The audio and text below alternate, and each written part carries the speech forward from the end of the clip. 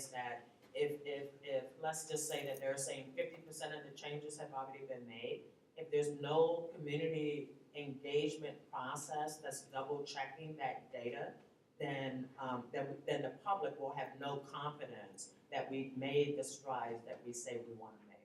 So getting the oversight officer in place It's key. It's absolutely key. and If I may, thank you, Mayor Hills and Commissioner Fritz.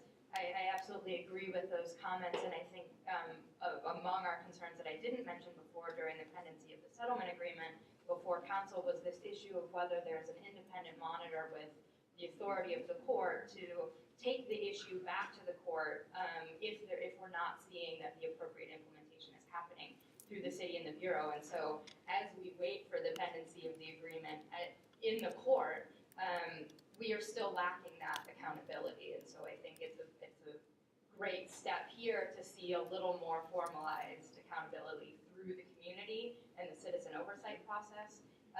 But certainly, and I'm not advocating for not moving forward, but as we move forward with the very long list of things mandated by the settlement agreement, when we don't see those things happening, there isn't any mechanism to ensure that they do. And so that's why ultimately we do need the approval of the court to at least give us a little bit of that. But I absolutely think we should be moving forward. Reverend Knudsen, do you have a? I agree with what you said before. I think we have to have the oversight in place in order to really see the results. And there's a number of things outside the agreement I think we will continue to work with the city and the police department, diversification of the police force, for sure, where people live, things like that. So there's a lot of things before us, and this is a key step, but I think oversight really is crucial. Mr. Hillman? Well, the collaborative agreement sets forth a process to change the terms of the DOJ agreement itself, which gives me and my organization hope that we can do things like put the COCL, the COAB, and other things in place without the court approving. So certainly, those are among some of the things that we hope will happen without the court's approval. Thank you. And Mayor, if I may explain for folks at home and others who haven't been party to these negotiations a little bit more about the reference in the ordinance on the council coordinating committee. With my colleagues on the council and the auditor, we recognize that all 6 elected officials in Portland are responsible for both oversight and implementation and improvement of this system. And so I've been coordinating with the participation of every one of the council offices and the auditor's office, a committee that's been meeting to look at what should be, and how we move forward in a very open and transparent manner. So the next step that I see, having heard your comments, the question that I just posed, is that I will be bringing to council in a couple of weeks a proposal to do a different way of hiring the community oversight liaison officer than the city would normally use. Normally, we would put out a request for proposals to say what it is you're going to do. The settlement will say what it is that this person is going to do in oversight. So what we'll probably do is put out a request for resumes, which will give a selection advisory committee, which will be putting together with community organizations insight into how to do the 30-day public review process to select 3 candidates to put out for the council to choose one of those candidates. And so every step of the way, we're going to be doing is bringing things to council one at a time so that everybody can comment, so that we know what's going on, both people who are paying attention, which I really appreciate the amount of time that you put into this, as have all of your colleagues and my colleagues on the council as well, but so that everybody in the general public knows this is what we're doing, this is why we're doing it, and this, because to me, that's how we're going to improve trust. And Representative Frederick talked about reducing fear, both the fear of the community and the fear of the police. That's, to me, a step along the greater goal. We need to be able to trust our police need to be able to trust the community, that we are working together collaboratively. So thank you very much for the work that you've been doing. Thank you. Thank you.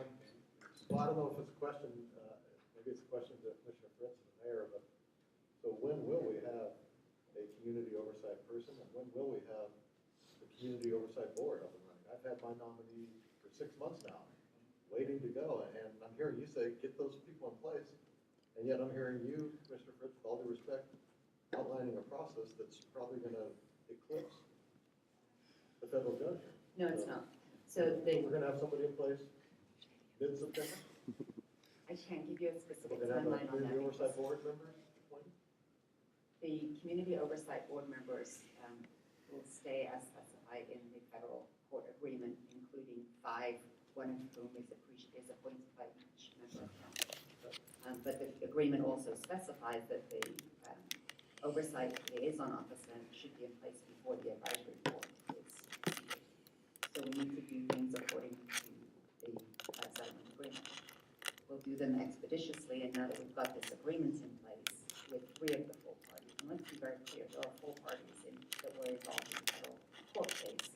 3 of us have the Department of Justice, the Outlying Ministerial Alliance, and the City of Portland have come to agreement on this collaborative process forward. The Portland Police Association has not, and so that's why we're still going to be in federal court. But we need to make sure that we do every step of the settlement as is outlined in the settlement. So we're not. Okay, so give me a timeline when we'll have a community oversight person hired. Well, I'm going to bring. I can do that when I bring back the ordinance on how to advertise that position. I hear your urgency. I think that's a matter of weeks and a few months, not anywhere near as long as the now year-long horizon to when Judge Simon actually takes the case up. So The weeks Well, but till. Commissioner weeks Salzman, till- you know as well as I do that doing a national advertising to get the right people to get a wide range of folks to apply can't be done in 2 weeks. So we'll, stop. so we'll be doing the process, and then we'll be We've advertising. known we needed such a person for months. Yeah, I guess frankly, I've been focused on this agreement and we're spending a lot of time on the union negotiations, which is a lot there. Union. And, That's good. That's good stuff. It's huge. I'm looking for opportunities, including that one. I've always liked the union. Liaison, to start putting pieces of this settlement agreement in place without a court order, without a union contract Is it? as well. So these are all operating as far as I'm Maybe just look at parallel it. tracks, and we'll get the things as quickly as we can. But I don't know the directors of who runs the firm. We're gonna take You know, longer. you know what I'm saying? So I mean, there is outfits out there, but I mean, every outfit's got, you know, it's gotta have, you gotta keep it in mind, like in a certain way, like, it's just not, it does help, you know, but it does, we're not trained to do Mr. it. Mayor, Commissioner Salzman, I would just say that we as the community thought that the settlement agreement would have been filed with the federal court by now, that we would all have clear directions about where we were moving. The federal courts decided we should try mediation. We did that for some months.